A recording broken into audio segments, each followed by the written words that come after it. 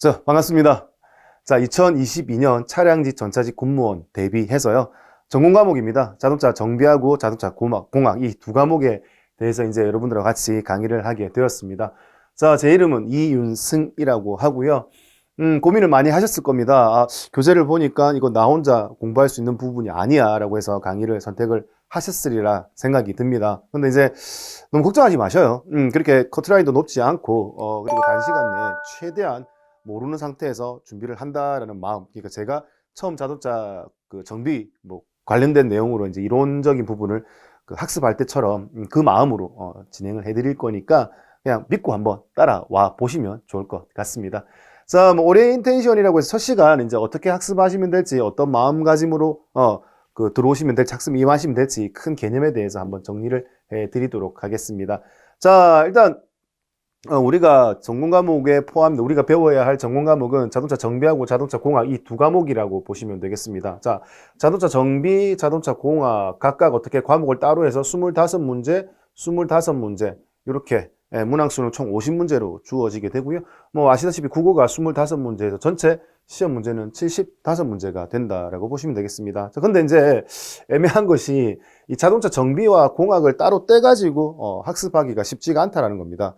일단 자동차 정비와 관련된 내용을 쭉 배울 겁니다. 뭐 자동차와 연관해서 쭉 배우겠죠. 그래서 배우고 있다가 중간중간에 이제 공학 얘기가 나올 거예요. 근데 뭐 생뚱맞게 공학, 이 부분은 공학이야라고 따로 학습을 하게 되면은 연계성이 전혀 없거든요. 응용하기가 쉽지가 않다라는 겁니다. 우리 뭐 공학하면은 딱딱하게 계산 문제가 아닐까라고 생각을 하잖아요. 우리 뭐 단순히 공학용 계산기를 생각해도 그렇잖아요. 근데 이제 실제 문제, 뭐 기출 문제를 보시면 알겠지만 공학이라고 해서 계산 문제, 전문 계산 문제를 그렇게 많지 않다라는 겁니다. 비중이. 근데 이제 이 공학과 관련돼서 이제 말로 풀어서 이게 맞는 내용인지 틀린 내용인지 구분하는 부분이 많다라는 겁니다. 문제 출제가요. 그러면 이제 우리가 이제 배울 때 이걸 따로 하지 않고 기본적인 정비 개념을 배우다가 정비와 관련된 흐름에서 이 부분에 이제 공학이 들어가야 되는데 왜 이렇게 되는지 그 내용을 전반적으로 알고 넘어가실 필요성이 있다는 겁니다. 결론은 뭐다? 정비와 공학을 하나로 묶어서 같이 학습하시면 된다는 겁니다.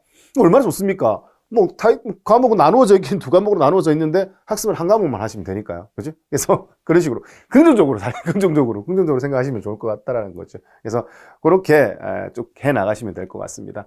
자, 지금 여러분들이 보고 계시는 이 이제 차트가 뭐냐면은 그 마인드맵이라는 그 차트입니다. 그래서 제가 여러 가지 학습 방법을 선택을 해봤었습니다. 단순하게 외우기도 해봤고요. 아니면은 운전면허 시험 치듯이 문제를 먼저 보고 문제에 해당되는 내용을 모르는 걸 찾아서 또 공부를 해봤습니다. 어디까지나 정답은 없습니다. 내가 만약에 자동차 정비라는 과목을 새로 이제 학습함에 있어. 나 너무 힘든 거야. 그러면 이제 힘들고 어려운 과목을 공부를 할 때 본인이 흥미를 가질 수 있는 방법, 무엇이 됐든 간에 본인한테 본인이 쉽게 접근할 수 있는 방법을 학습하시면 돼요. 또, 심지어는 뭐 내가 문제를 풀어가면서 어떻게 이 문제에 대해서 이론을 찾아서 요거를 공부하겠다. 아니면 운전면허 시험 공부하듯이 계속 문제만 풀어보겠다. 하시면 돼요. 이후에 어떻게 든 어려운 과목 할 때, 공부하시는 시간을 내가 흥미 가질 수 있게 늘려나가시는 게 가장 큰, 장점이라고 보실 수 있다는 거죠.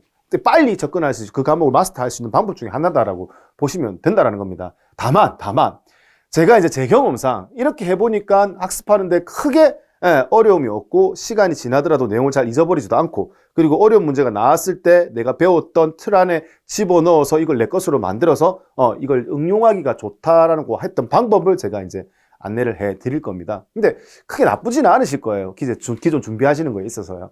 자, 그래서 마인드맵이라고 해서 이제 사고의 확장이라고 보시면 된다는 겁니다. 제가 예를 들어서 이제 저희 동네 목욕탕이 목요일 날 쉬는 거예요. 근데 이제 막연하게 맨날 이상하게 목요일 날 쉬는 주가 되면은 목요일 날 목욕이 계속 하고 싶은 거예요. 그래서 이거 어떻게 하면 좀 쉽게 외울 수 있을까라고 해서 목욕탕, 그래서 목자를 따서 목요일 날 쉰다. 그리고 저희 동네 또 중국집 있어요. 중국집이 화요일 날 쉬거든요. 그럼 맨날 또 화요일 날 쉬는 날 또 항상 중국집을 가요. 그래서 중국집에 중화요리, 그 화자가 들어가서 화요일 날 중국집이 쉰다. 이렇게 연상을 해서 기억을 해놓으면 그 내용이 굉장히 오래 가더라고요. 그래서 그런 사고의 확장의 개념으로 목차를 활용을 하는 겁니다. 자동차를 배움에 있어서 큰 틀에 목차가 있습니다. 그래서 그 루트를 두는 거, 뿌리를 자동차 정비와 공학에 두고 하나씩 내용을 이렇게 펼쳐 나가는 겁니다. 그래서 큰 타이틀별로 이렇게 하나씩 펼쳐 나가면은 이 내용이 점점 펼쳐지면서 어느 순간 이거 내용만 다 펼쳐지는 내용만 머릿속에 큰 틀만 잡아놓게 되면은 세부적인 내용을 모르더라도 어려운 문제가 나왔어 혹은 잊어버렸어 하더라도 그걸 내 것으로 만드는데 굉장히 단시간에 내용을 추스릴 수가 있거든요. 퍼즐 맞추기식이라고 보시면 되겠어요. 그래서 기본적인 틀을 만들어 가지고 그 외형에 보이는 그림에 맞춰서 기본적으로 끼워 맞출 수 있게끔 미리미리 준비를 해 놓자라는 개념인 겁니다. 그래서 지금 제가 프로그램을 하나 보여드릴 텐데 이게 이제 마인드맵을 활용을 하는 엑스마인드라는 프로그램입니다. 그래서 이거는 그 무료로 사용할 수 있습니다. 그래서 무료로 활용할 수 있는 부분 어떻게 활용하면 될지 본 수업 들어가 가지고 프로그램 다운 받는 것부터 어떻게 불러드리는 것까지 세세하게 하나씩 설명을 드릴 테니까 일단 요거 보시고 잘 응용을 하시면 좋을 것 같아요. 자, 일단 우리는 자동차 정비하고 자동차 공학 두 과목인 것 같은 한 과목 그죠? 두 과목인 것 같은 한 과목을 학습을 하시게 될 텐데 일단 크게 분류를 5가지로 나누어 놓았습니다. 배움에 있어서. 그래서 자동차 일반, 그 다음에 엔진, 전기, 셰시, 자동차 규칙 이렇게 크게 나눌 수 있다라는 부분인 겁니다. 그래서 이 부분에 대해서는 오늘 전반적으로 얘기를 할 거예요. 자동차 일반이 뭘 얘기하는지, 그리고 엔진이 뭘 얘기한다, 전기, 셰시, 그리고 자동차 규칙. 그래서 이 큰 타이틀별로 어떤 내용을 담고 있는지 그 개념을 잡아 드릴 거라는 겁니다. 근데 이제 조금 세부적으로 하나 들어가서 보니까 자동차 일반에서 뭐 배우는데 뭐 자동차 정의, 그리고 자동차는 이런 거다라는 정의를 배우고, 그 다음에 분류 이렇게 나눌 수 있다. 그 다음 뭐 구조와 재원이라고 해서 나머지 부분 배움에 있어서 기본적으로 뭐 공학적으로 좀 들어가야 될 부분, 용어들 이런 것들 좀 배우고 들어가자라는 개념인 겁니다.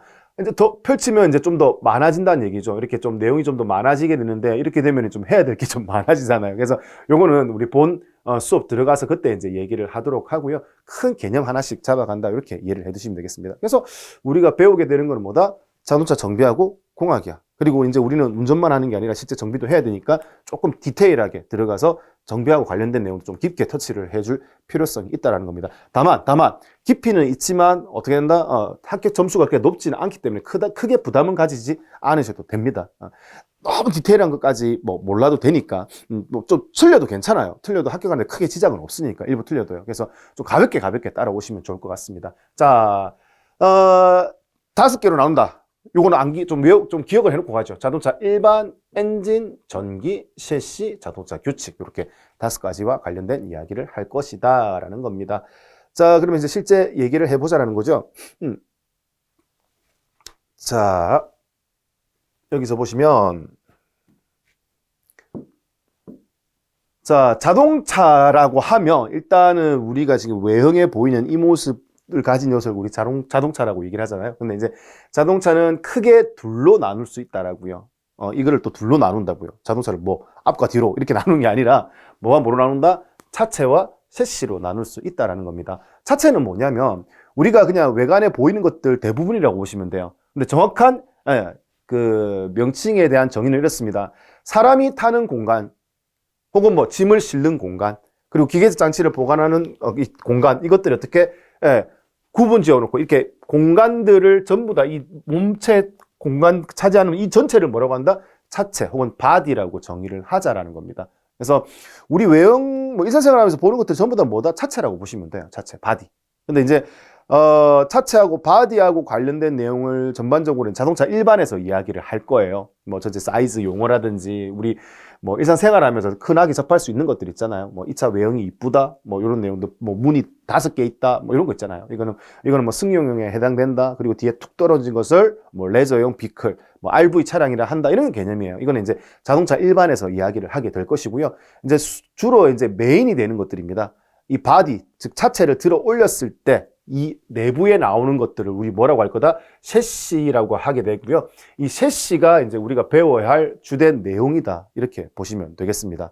그래서 아까 보니까 자동차 일반 있고 엔진, 전기, 셰시 있지 않았어요? 맞아요. 거기 셰시도 있고 여기도 셰시도 있지만 그 개념과 이 개념은 조금 다릅니다. 자동차를 크게 두 분류로 나누어서 차체와 셰시로 나누었을 때 셰시는요, 이 셰시만으로도 어떻게 이 덩어리, 이 차체가 움직일 수 있다고 보시면 된다는 거예요. 그래서 위에 있는 바디 빼고도 어떻게 이 셰시만으로도 움직일 수 있어야 된다는 겁니다. 그러면 뭐 굳이 사람 타는 공간, 짐 실는 공간 없더라도 움직이는 데 지장은 없으니까요. 그래서 이 셰시에 뭐도 포함이 된다? 동력을 만드는 장치인 엔진. 그리고 이제 엔진을 구동하고 처음에 시동 걸기 위한 전기장치 있잖아요. 그 전기장치. 예. 그리고 이제 내가 원하는 방향으로 차량을 움직이기 위한 핸들. 그 다음에 노면의 충격을 완충, 좀 줄여주기 위한 스프링. 그리고 뭐 휠 및 타이어. 그러니까 이런 눈에 보이는 자동차를 움직이기 위해서 모든 필요한 전반적인 것들을 우리 뭐라고 한다? 셰시라고 이야기를 하게 된다라고요. 근데 이제 셰시를 이제 또 세분화해서 학습할 때 좀 구분을 지어서 좀 배우자고요. 그래서 그 중에 좀 가장 큰 비중을 차지하는 게 이제 사람으로 비교했을 때 심장에 해당되는 부분. 이게 이제 엔진이라고 하는 부분이 존재한다라는 겁니다. 그래서 엔진을 따로 떼가지고 배우게 되고요. 그 다음에 이제 전기장치라고 해서요. 우리 뭐 맨 처음에 자동차 시동을 걸어야 되잖아요. 그럼 시동을 걸면은 이제 엔진이 멈춰져 있는 데서 외부의 전기를 이용해서 엔진을 움직인다. 그래서 전기장치를 이용해야 돼요. 그래서 배터리, 그 다음에 시동 걸기 위한 모터, 뭐 이런 얘기들 있잖아요. 이런 것들을 이제 우리 전기 파트에서 하게 될 것이다. 라는 겁니다. 그 외에 이제 엔진에서 동력이 만들어져서 바퀴를 구동하기 위해서는 중간중간 과정을 거쳐야 되거든요. 기계적 장치. 그래서 나머지 기계적 장치 거치는, 즉 동력을 전달하기 위해서, 바퀴까지 전달하기 위해서 거치는 기계적 장치들, 그리고 노면의 충격을 흡수하기 위한 스프링, 그 다음에 내가 차량을 원하는 대로 보내기 위한 핸들과 관련된 거, 그 다음에 자동차가 속도 늘리는 것도 중요하지만 줄이는 것도 중요하잖아요. 안정적으로 속도를 줄이고 정차하기 위한 뭐 제동 장치, 브레이크 시스템까지 전부 다 어디 소범위의 셰시에서 다루게 된다. 그런 개념인 겁니다. 그래서 우리는 그렇게 자동차 정비하고 공학을 배움에 있어서 크게 5가지 분류로 나눌 수 있는데, 그 첫 번째가 자동차 일반, 그 두 번째가 엔진, 세 번째가 전기, 네 번째가 셰시. 그럼 5번째는 뭐냐? 이 자동차를 만들었을 때 약속 없이 그냥 만들게 하면 안 될 거예요. 그래서 뭐 이런 교육하에서 규정을 지켜가면서 자동차를 만들어라. 그리고 도로에 나왔을 때 도로에 폭의 제한이 있을 거예요. 폭 제한이 있으니까 이거 폭을 넘지 마라, 높이를 넘지 마라, 이런 규약들 있잖아요. 그래서 그건 자동차 규칙에서 간단하게 배우게 될 거라는 겁니다. 그래서 1장하고 5장이죠. 자동차 일반하고 자동차 규칙 부분은 실제 시험 출제 범위에 비중이 그렇게 높지는 않습니다. 근데 이제 문제가 출제는 되고 있으니까 기본적으로 터치는 해드릴 거고, 제일 중요한 건 뭐다? 2, 3, 4장의 엔진 전기 셰시에 가장 큰 포커스를 맞추어서 학습을 하셔야 된다라는 부분인 겁니다. 자, 그러면 방금 얘기했던 것들을 이제 차례로 이렇게 목차로 구분을 지었습니다. 그러면 이제 자동차 일반에서 이제 뭘 배우게 되느냐? 뭐 정의. 자동차가 뭐냐? 정의부터 알아야겠죠. 그 다음에 자동차를 나눌 때 제가 아까 얘기했던 것처럼 뭐 승용차, 뭐 화물차, 뭐 RV차 이렇게 나눴던 거 있잖아요. 승합차 이렇게 나누는 거. 그 분류. 그 다음에 기본 구조 및 재원에 대해서 먼저 이야기를 할 겁니다. 너무 어렵게 생각하지 마시고요. 1장에서 배우는 그 응용, 우리 일상생활에서 활용할 수 있는 부분은 내가 자동차 하나가 마음에 드는 게 있습니다. 그래서 그 마음에 드는 자동차를 좀 알아보기 위해서 홈페이지 검색해서 들어왔습니다. 그럼 들어와가지고 볼 수 있는 용어들 있잖아요. 그래서 QM6를 하나 선택을 해서 그 안에 홈페이지에 들어왔습니다. 그러면 자동차 그림을 보면서 이렇게 자동차 제일 앞에서 제일 뒤에까지 길이를 전체 길이 전장이라고 하는구나. 이런 것들이에요. 이런 거. 그다음에 이제 앞차축과 뒷차축의 사이를 뭐라고 축거라고 하는 거나 뭐 이런 것들. 그래서 단순하게 우리 일상생활을 하면서 자동차에 대한 정보를 얻기 위해서 기본적으로 알아야 되는 용어들 있잖아요. 그의 연장선이라고 보시면 돼요. 어렵게 생각하지 마시고요. 그래서 그런 부분을 어디서 자동차 일반에서 배우게 될 것이다. 근데 이제 그런 길이와 관련된 용어도 있겠지만 좀 세부 항목으로 들어가면 이런 좀 전문적인 용어들이 좀 나오기 시작하거든요. 이제 이런 부분은 이제 우리 공학하고 좀 관련이 좀 깊다라고 볼 수 있다라는 겁니다. 그래서 뭐 엔진 형식을 보니까 가솔린, 연료를 가솔린으로 쓰는데 직분사 방식을 쓰네. 직분사는 이제 가솔린 엔진하고 디젤 엔진하고 구분이 된다는 얘기예요. 휘발유를 연료로 쓰는 것을 가솔린 엔진이라고 일반적으로 얘기하고요. 경유를 연료로 쓰는 것을 디젤 엔진이라고 얘기를 합니다. 그럼 이 둘의 차이가 명확하게 나뉘어집니다. 연료를 연료 특성이라고 보시면 되겠죠. 그래서 그런 부분에서 이제 가솔린을 휘발유 연료로 쓰는데 이거 직분사는 뭐다? 디젤에서 기존에 해왔던 방식을 가솔린에 접목시킨 시스템이다라는 겁니다. 그래서 지금 당연히 모르시는 내용이죠. 근데 이제 앞으로 뒤에 이제 엔진 파트 들어가가지고 쭉 얘기하다 보면 이 용어가 뭘 뜻하는지 이제 뒤에는 아시게 된다라는 겁니다. 그래서 자동차 정비 공학 과목을 열심히 학습하시게 되면은 자동차 전문 지식도 굉장히 많이 늘어나가지고요. 자동차 관련된 얘기 요새 유튜브에 굉장히 많이 나오잖아요. 그러면 유튜버들이 하는 얘기들을 어느 정도 이해하면서 들으실 수 있는 그런 신세계를 경험하실 수도 있다라는 겁니다. 그래서 하나씩 하시면 돼요. 그리고 이제 배기량 이런 거는 많이 들어보셨을 거예요. 배기량 뭐 다니는 cc다, 뭐 요거는 뭐 2000cc 안 되게끔 설계를 했다, 뭐 이런 얘기들이죠. 그리고 이제 최고 출력이라고 해서 뭐 마력이 뭔지, 엔진의 회전수의 개념, 그 다음에 이제 토크라고 해서 순간적으로 구르는 회전하는 회전력, 회전력을 토크라고 얘기를 한다. 뭐 그런 부분. 그 다음에 이제 연비죠. 1리터로 얼마만큼 주행 거리를 가느냐라는 개념이고, 차량이 비었을 때 얼마만큼 무게를 차지한다. 이제 이런 쭉 전반적인 얘기들을 자동차 일반에서 하게 된다라는 겁니다. 부담 안 가지셔도 돼요. 가볍게 봅시다. 자, 두 번째는 제가 뭐라고 했어요? 엔진이라고 했죠. 그럼 엔진은 말 그대로 동력을 만드는 장치입니다. 자, 동력을 만드는 덩어리인데, 이제, 우리 화석 연료라고 하죠. 이제 연료를 사용을 합니다. 그래서 뭐, 석유에서 정제해가지고, 원유에서 정제해가지고 여러 가지를 만드는데, 이제 대표적인 게 휘발유, 그 다음에 뭐 LPG, 그 다음에 경유, 뭐 천연가스 이런 것들이 있는데, 우리가 이제 메인으로 봐야 될 게 이제 휘발유 연료 쓰는 가솔린 엔진이라는 겁니다. 그러면 이제 요 가솔린 엔진 하기 전에 이제 엔진이 뭐 하는 건데, 엔진이 무슨 역할을 하는지 그 개요에 대해서 먼저 이야기를 해야 될 거고요. 그 다음에 이제, 엔진을 이야기하기 전에 이 전체 덩어리를 배우기 전에 이제 각 주요부부터, 명칭부터 알아야지만, 이래 명칭 얘기하면서 설명을 할 거 아니겠습니까? 그래서 이제 주요부에 대한 명칭을 좀 배우게 될 것이고요. 요 부분이 조금 힘들 수 있어요. 왜? 전부 다 처음 보는 용어거든요. 그래서 처음 보는 용어들을 좀 자주 보면서 뭐 어쩔 수 없어요.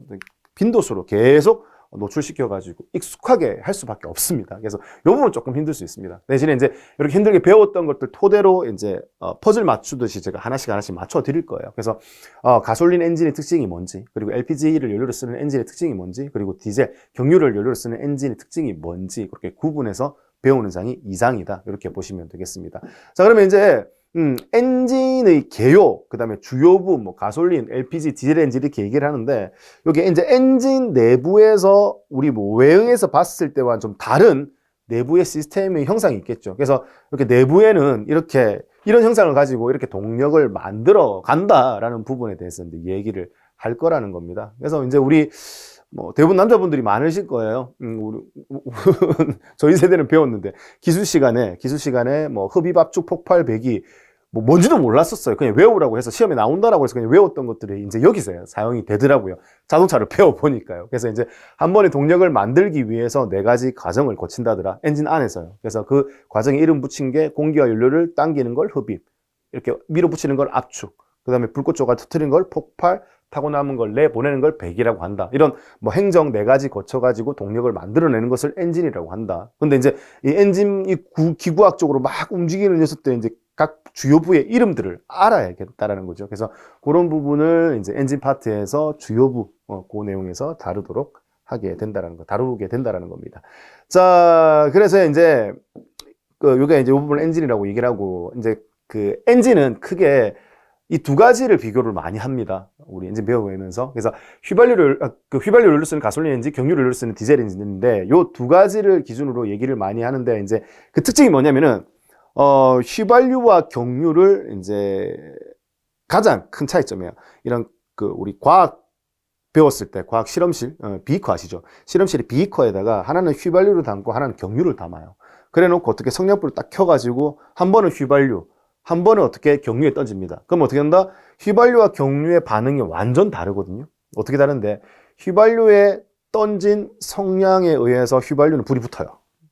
근데 경유에 던진 성냥은 어떻게 된다? 그냥 꺼져버려요. 그 이유가 뭐 때문에? 이 2가지 연료에 뭐가 다르기 때문에 인화점 혹은 뭐 점화점이라는 녀석이 다르기 때문에 그렇다라는 부분인 겁니다. 연료의 특성인 거죠. 그래서 휘발유 같은 경우는 영하 42.8도 지구상 어디를 갖다 놔도 성냥불 던지면 다 붙어요. 그러니까 외부의 불꽃에 불 붙는 점을 이제 인화점이라고 얘기를 하거든요, 결론적으로. 그래서 성냥불 던지면 지구상 어디를 갖다 놓고 던져도 다 불이 붙는다는 개념이고요. 근데 경유는 어떻게 되는데? 경유는 지구상 어디를 갖다 놓고 어떻게 성냥불 던지더라도 다 꺼질 수밖에 없어요. 왜? 60이나 80도가 되어야지만 불이 붙는다는 개념이거든요. 그래서 휘발유는 그래서 어떻게 하면 되겠느냐? 불꽃을 이용해서 폭발을 시키면 되겠다. 아까 얘기했던 것처럼 흡입, 압축계가 폭발시킬 때 어떻게 불꽃을 이용해서 터뜨리면 좋겠다라고 착안이 된 거고요. 그럼 경유는 어떡할 거야? 경유는 이제 불꽃으로 잘 안 붙으니까 다른 방식을 찾았는데, 경유는 뭐가 낫다? 착화점이 휘발유보다 상대적으로 낮다라고 착안이 된 겁니다. 이 착화점은 뭐냐면은 스스로 불이 붙는 점이에요. 외부에 불꽃 없이, 성냥이는 불꽃 없이 온도만 요 정도 맞춰준 상태에서 어떻게 한다? 연료를 뿌리면 뿌리는 족족 지가 알아서 불이 붙는 형식이라는 거죠. 그래서 거기서 출발하는 거예요. 그래서 여기서 생기는 장단점 때문에 우리가 아시다시피 연비는 누가 좋아? 디젤 엔진이 좋다. 그리고 소음과 진동은 누가 작아? 휘발유 엔진이 작다. 휘발유 연료소는 가솔린 엔진이 작다. 이런 것들이 이제 나오게 된다는 거거든요. 그래서 이제 막연하게 우리가 알고 있었던 그런 이유에 대해서 이런 플래시를 보면서 이제 왜 그렇게 되는지 좀 디테일하게 가솔린 엔진에 설명을 할 거고, 디젤 엔진 역시 마찬가지입니다. 디젤 엔진은 왜 자기 착화를 함으로써 동력을 만들어낼 수 있는지 이런 부분도 이제 플래시를 보면서 하나씩 설명을 드릴 거라는 거예요. 그래서 보시는 것처럼 공기만 흡입을 해요. 여기서 공기만 땡기고요. 공기만 압축해서 온도 올려가지고 여기서 불꽃 주는 게 아니라 여기서 단다 고압으로 연료를 뿌리거든요. 뿌리면은 고압에서 스스로 불이 붙을 수 있기 때문에, 고온 고압에서 스스로 불이 붙을 수 있기 때문에 스스로 동력을 만들어내서 폭발을 할 수 있다는 개념인 거거든요. 그래서 이게 가장 큰 차이점이다, 이렇게 보시면 된다는 거예요. 이런 얘기들을 할 거예요. 그리고 이제 LPG 엔진, 즉시 LPG도 기체 상태 연료 모아놓고 선약불 던지면 당연히 불이 붙거든요. 그래서 LPG 역시 어떻게 인화점이 낮기 때문에 가솔린 엔진과 똑같은 불꽃 점화 방식을 택하게 된다라고 해서 LPG 엔진도 어떤 구조로 시스템이 운영이 되는지 이렇게 전반적으로 또 얘기를 하게 될 거라는 겁니다. 그러면 이제 엔진 파트가 끝이 나는 거예요. 그래서 그렇게 크게 어려운 거 없습니다. 하나씩 따져 나가시면 되는 거니까. 자, 그 다음에 이제 3장에 뭐가 있다? 전기 파트가 있습니다. 자, 전기는요, 자, 이렇게 생각하시면 돼요. 본닛을 열었어. 본닛을 열면은 가장 먼저 눈에 띄는 게 뭐다? 여기 배터리죠, 배터리. 그러면 배터리가 막연하게 우리 배터리 방전돼서 시동이 잘 안 걸린다? 그러면은 우리 어떡합니까?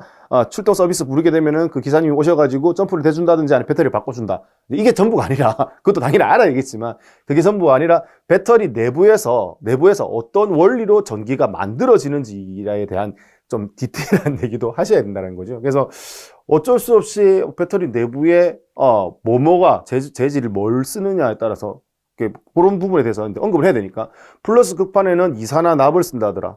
그리고 마이너스 극판에는 그냥 납을 쓴다더라.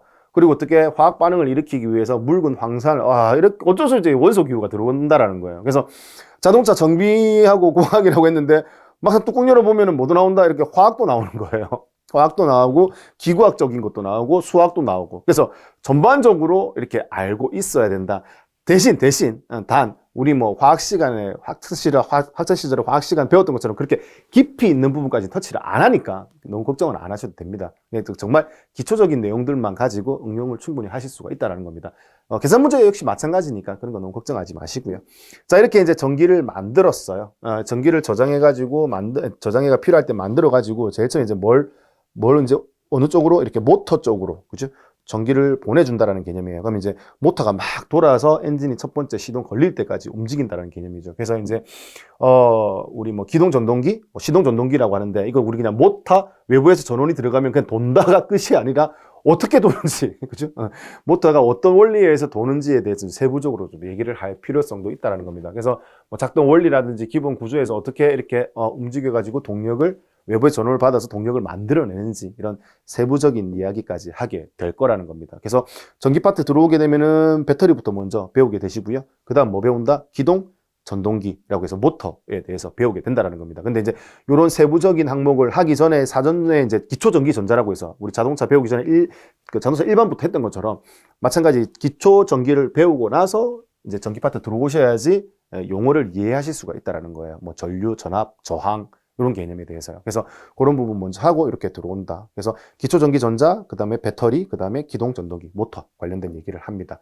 자, 그 다음에 이제 가솔린 엔진하고 LPG 엔진은 아까 설명드렸던 것처럼 성냥불이 필요해요. 폭발하기 위해서. 그래서 그 성냥불의 역할을 하는 불꽃을 공급하기 위한 장치, 이거를 우리 점화 장치라고 할 겁니다. 그래서 실제 자동차에 쓰는 점화 플러그라고 해서 이 전화 플러그에 어떻게 고전압이 유기가 되는지라는 부분에 대해서도 전기 파트에서 이렇게 언급을 하게 될 거라는 거죠. 그래서 점화장치 배우게 되고.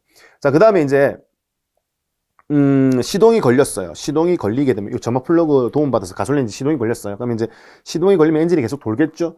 돌고 있는 상태에서 배터리는 전기를 썼잖아요. 모터를 구동했기 때문에. 그러면 방전된 배터리를 다시 충전해주는 장치가 필요할 겁니다. 그래서 발전기가 엔진에 묶여가지고, 그죠? 엔진이 회전을 하면 발전기가 돌 거예요. 그럼 발전기는 뭔데? 엔진으로부터 동력받아서 발전을 하는 거예요.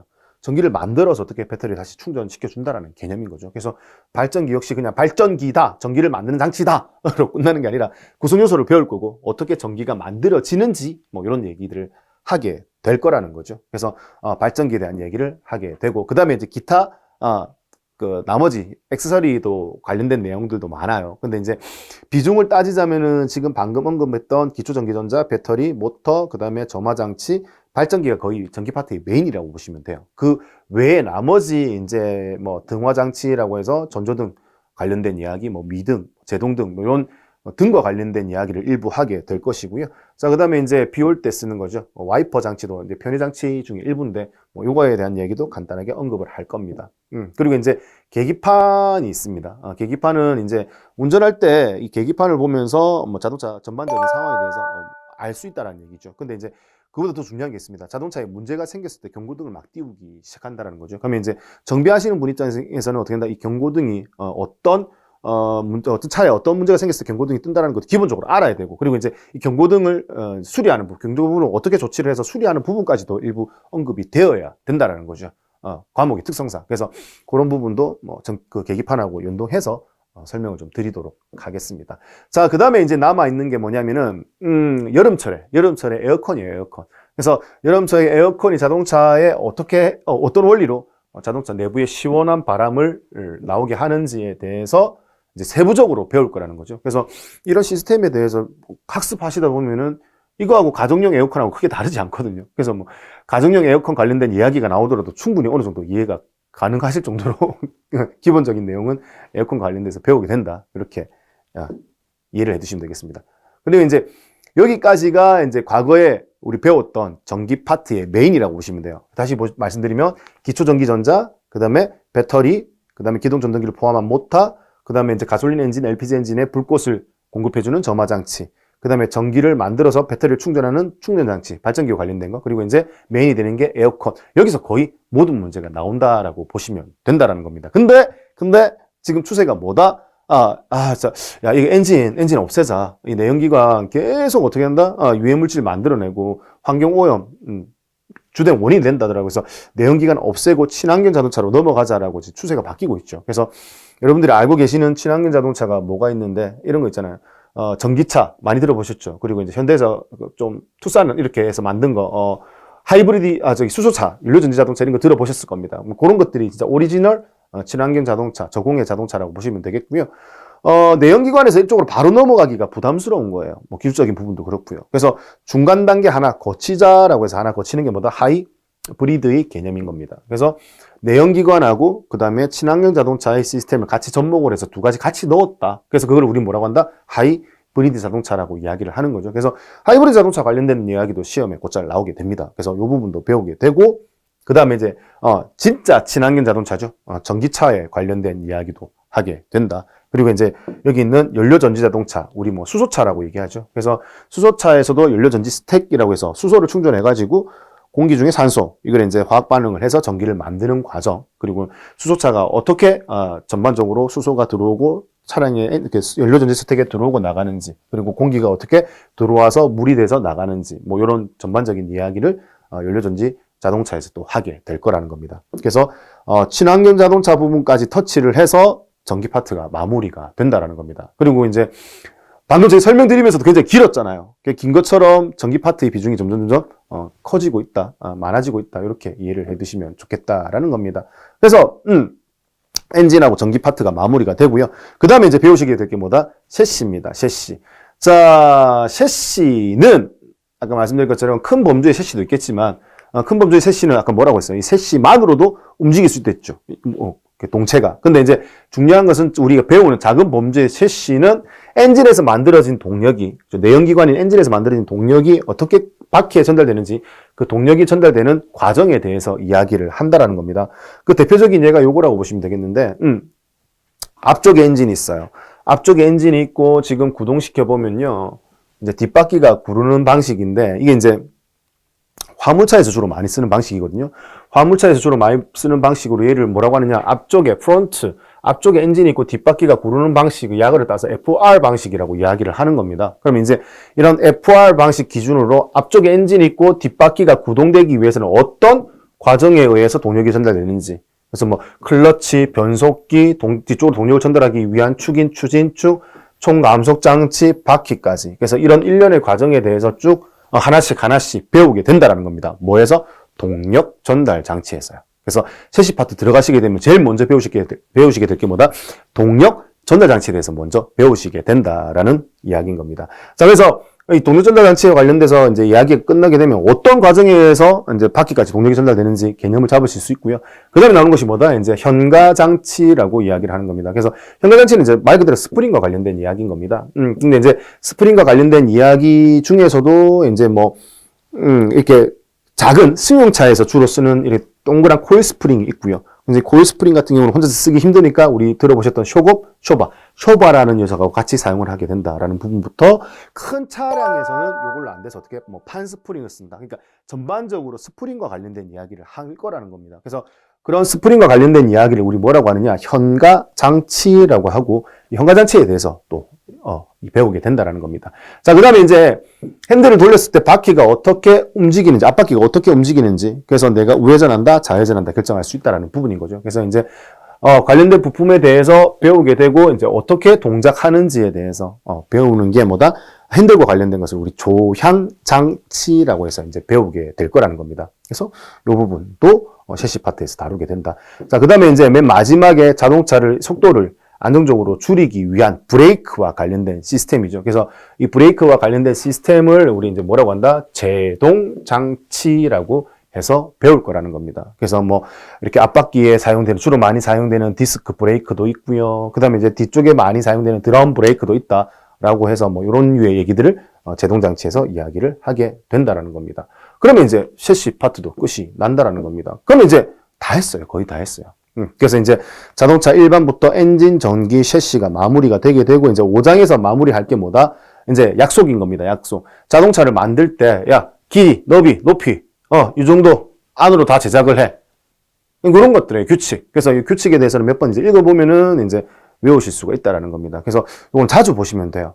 그것도 이제, 출제 빈도수가 그렇게 많지 않기 때문에 제일 먼저 잡으셔야 될 게 뭐다? 엔진, 전기, 셰시입니다. 그게 마무리되고 나면은 이제 이후에 이거는 이제 몇 번 봐가지고 눈에 익히시는 식으로 학습을 하시면 되겠어요. 그래서 최저지상고라고 해서 지면에서 어떻게 한다? 자동차 최고 낮은 부분까지는 최대한 어떻게 한다? 10cm 이상 떠야 된다라는 부분. 이런 약속들. 그리고 자동차 총 중량에 이제 뭐 몇 톤 이상 만들지 말라는 겁니다. 왜냐면은 이런 제한이 없으면 엄청나게 무겁게 만들어가지고 아스팔트 다 이렇게 망가뜨릴 수 있잖아요. 그래서 이런 약속들을 우리 어디서 배운다? 자동차 규칙에서 배운다. 줄여서 자동차 규칙이지만 정식 명칭은 자동차 및 자동차 부품의 성능과 기준에 관한 규칙으로 풀네임은 좀 깁니다. 근데 이제 편하게 얘기하기 위해서 우리 자동차 규칙이라고 표현을 하는 거고요. 자, 그래서 이제 우리 자동차 정비 공학의 자동차 일반, 엔진, 전기, 셰시, 자동차 규칙까지 해서 어떤 부분을 배우게 될지에 대해서 전반적으로 이제 이야기를 하게 되고요. 이제 남은 거는 이제 요게 다 끝나게 되면은 뭐 중간에 뭐 단원별로 우리 OX 문제 있었고 단원 평가 문제 있었고 이제 쭉 학습을 하고 맨 마지막에 이제 기출 문제를 보실 수 있다라는 겁니다. 그래서 이제 예를 들어서 지금 2021년입니다. 올해 시행되었던 기출 문제 중에서 뭐 1번 문제를 보니까 기동 전동기에 대한 설명 중 가장 옳지 않은 것은? 이라고 물어보는 겁니다. 내용은 잘 모르겠지만 일단 기동 전동기에 대한 얘기가 나왔었습니다. 그러면 기동 전동기는 우리 어느 범주에 있었다? 한번 쭉 생각을 해봐야 된다는 거예요. 자동차 정비와 공학에서 기동 전동기는 뭐에 있었다? 전기 파트에 있었다. 전기 파트를 펼쳐보면은 전기 파트에 제일 먼저 기초 전기전자, 전기의 기초부터 먼저 배우게 되고요. 그 다음 뭐다? 배터리, 축전지에 대해서 배우게 된다. 그 다음 이제 기동장치. 방금 얘기했던 기동전동기가 여기 있겠구나라고 해서 클릭해서 본다라는 거죠. 그러면 이제 기동전동기 장치 찾아가지고 기동장치 찾아서 쭉 내용을 보시게 되면은 여기 안에 웬만한 방금 1번 문제 있었던 내용들이 다 나오게 된다라는 겁니다. 그리고 이제 선지 중에서 여기 없는 내용들은 이제 학습을 하시면서 여기 나와 있는 내용에 하나씩 추가를 해서 내가 이제 외우고 암기하고 있던 이해하고 있던 내용들을 점점 확장해 나간다는 식으로 학습을 해주시면 된다라는 겁니다. 그래서 이제 기동장치와 관련된 얘기 이렇게 준비를 해주시면 되고요. 지금 이제 2번 문제를 보셔도 마찬가지 2번 문제도 기동전동기에 관련된 문제가 나온 겁니다. 그래서 관련된 구성에 관한 설명으로 옳지 않은 것은 이라고 해서 개철, 계좌철심, 계좌코일, 정유자 이런 명칭이 나온다라는 거죠. 그럼 여기 보시는 것처럼 그 명칭들이 똑같이 나와 있다라는 겁니다. 그래서 여기 보시면은 계좌코일이 뭉쳐져 있는 개철, 브러쉬, 정유자, 전기자 이런 용어들을 보시면서 이제 이게 어디에 해당되고 그게 이제 용어와 관련된 게 내용이 맞다 아니다 구분 지을 수 있다라는 거죠. 이렇게 하시는 거예요, 학습을. 그래서 또 기출 문제 보니까 여기 이제 전류를 측정했을 때 값으로 옳은 것은이라고 나와 있는 거고 이게 이제 옴의 법칙과 관련된 이야기인 거거든요. 그래서 이거는 기본적으로 이제 자동차 배워서 전기 기초에 이제 포함되어 있는 내용이다. 라고 하면 역시 또 찾아갈 수 있다는 거죠. 그래서 요거 적고요. 기동장치 적고, 그 다음에 전기 기초에 관련된 이야기다. 그래서 주요 공식에 보시게 되면은 방금 얘기했던, 도체 저항 이런 것도 있지만 요거 옴의 법칙이죠. 방금 옴의 법칙으로 방금 그 문제를 해결을 할 수 있다는 거거든요. 그래서 이제, 기출 문제를 풀게 되면은 이 기출 문제가 내가 배웠던 그 X마인드, 그 마인드맵 그 가지에서 어디에 속하는지 하나씩 찾아가실 수 있게끔만 준비를 하시면 그때부터 탄력이 붙을 거예요. 그러면 이제 그 탄력이 붙기 전까지인 마인드맵을 하나씩 펼쳐가지고 조금씩 확장해 나가는 과정이 좀 어려울 수 있다는 겁니다. 그래서 정답은 없습니다. 학습하시는 방법에서 내가 자동차를 배우게, 자동차 정비를 공부함에 있어서 내가 흥미를 가지고 공부할 수 있는 방법을 택해가지고 그 방법을 따라서 어떻게 많은 시간을 투자하시는 게 가장 중요합니다. 처음 학습하실 때는요. 그래서 그런 부분 잘 염두해 두셔가지고, 지금 제가 있던 이 마인드맵 있죠? 그래서 요거는 첫 시간 들어가시게 되면은, 이 마인드맵을 이제 어떻게 프로그램을 깔고 사용을 하면 될지부터 시작을 해서, 이제 하나씩 차트별로 이렇게 가지치기 해나가는 식으로 수업을 해 나갈 예정입니다. 지나고 보니까 이 방법이 제일 낫더라고요. 그래서 여러분들도 여러분들 이제 요 차트를 내 머릿속에 넣는 그 과정에는 각각 개개인의 학습하시는 맞는 방법이 있을 거예요. 그 방식대로 자주 노출시켜가지고 준비를 하시면은 지금 3개월, 2개월, 2개월 심하신 부분은 제가 한 달 준비하고도 학교 가시는 분 봤습니다. 그래서 너무 부담 가지지 마시고 꾸준하게 시간을 좀 많이 노출시킨다. 공부해서 자동차 정비공학 공부하는 시간을 좀 더 많이 가져간다. 조금씩 늘려간다는 마인드로 준비를 해 주시면은 크게 어렵지 않게 안정적인 직장을 구하실 수 있을 것이란 생각이 듭니다. 그래서 이렇게 이론 다 준비해가지고 필기시험 합격했어. 그러면 이제 면접과 관련된 것도 제가 충분히 챙겨 드릴 거니까 그 부분 걱정하지 마시고 일단 우리 필기시험 하나만 집중하도록 합시다. 자, 그리고 중간중간에 산업인력관리공단에서 이제 자격증 시험을 칠 거예요. 그래서 자격증 시험 중에 뭐가 있냐면은 이런 시험이 있습니다. 자동차 정비 기능사. 자, 요런 자격증 시험이 있습니다. 그래서 이 자격증 필기 시험을 응시하실 수 있는 날짜 확인을 해가지고 응시하실 수 있을 때 원서 접수해서 응시를 해보세요. 그러면 응시하시게 되면은 지금 우리가 배웠던 내용들 있잖아요. 말 그대로 자동차 정비잖아요. 배웠던 내용이 시험 문제 그대로 나오게 됩니다. 그러면은 그 학습하는데 동기부여도 될 수 있고요. 그리고 이제 이게 만약에 합격을 했어. 조금 아시면 이거는 무난하게 합격하셔요. 그러면 이제 필기 합격하시게 되면 이제 실기도 있거든요. 실기 이제 면허를 따기 위해서 자격증 따기 위해서 실기시험을 쳐야 되는데 이 실기시험 또 준비하시면서도 어떻게 현장 실무라든지 이런 부분도 많이 익히시게 된다는 겁니다. 그러면서 만약에 자격증을 취득을 했어? 그럼 어떻게 된다? 가산점이 주어져요. 시험에 대한 가산점. 그리고 이제 우리 면접 보러 갔을 때도 관련 자격증이 있으면 훨씬 수월하게 면접을 보실 수가 있다는 겁니다. 그래서 이런 부분 잘 기억을 하셨다가 산업인력관리공단입니다. 인터넷 포털 사이트에 큐넷이라고 쳐도 됩니다. 큐넷. 자, 큐넷이라고 검색을 하셔가지고도 어떻게 된다? 시험 일정이라든지 시험에 관련된 정보를 얻으실 수 있다는 겁니다. 혹시 내가 기능사 자격증이 있어? 그럼 그 한 단계 상위 레벨인 자동차 정비 산업기사도 같이 한번 준비해 보시는 것도 괜찮아요. 그러면 이제 그 자격증별로 이제 기능사하고 또 산업기사하고 또 가산점이 또 다르거든요. 그래서 더 높은 인센티브를 또 얻으실 수 있으니까, 이론 수업 들으시면서 이 부분도 같이 좀 챙겨서 좀 진행을, 준비를 같이 좀 해주시면 좋을 것 같습니다. 자, 그래서 오리엔테이션은 이것으로 마치도록 하고요. 이제 다음 시간부터 이제 본격적인 수업으로 들어가도록 하겠습니다. 자, 좀 푹 좀 쉬시고 컨디션 좋게 해가지고 좀 쉬셨다가 다음 시간에 뵙도록 하겠습니다. 자, 첫 시간 수고 많으셨습니다.